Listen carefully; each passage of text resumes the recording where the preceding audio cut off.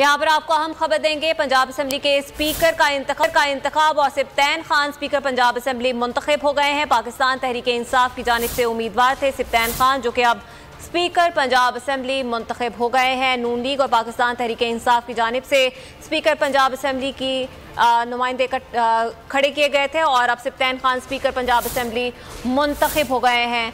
जाफर बिन यार से मज़ीद तफसीलात जान लेते हैं। बताइएगा जाफर बिन यार, क्या सूरत हाल रही इस इंतखाब के दौरान? जी बिल्कुल, पाकिस्तान तहरीक इंसाफ और काफिले के हमाइया पंजाब असम्बली मुंतखब हो गए हैं और इनके मुकाबले में मुस्लिम लीग नून की जानिब से सैफ खोकर थे। और यही कहा जा रहा था क्योंकि काफ लीग और पीटीआई की जो अक्सरियत है तकरीबन 186 से जायद इनकी नशीद कहा जा रहा था तकरीबन 187-88 लोग इनके मौजूद है। इनकी जीत यकीनी थी, लेकिन उसमें थोड़ा सा ये भी शोर उठा कि शायद नून लीग की जानिब से कुछ किया जाएगा, एक सरप्राइज दिया जाएगा, क्योंकि ये खुफिया रायशुमारी होनी थी और इस पर नून लीग के लोग काफी कुछ बड़ा करेंगे। लेकिन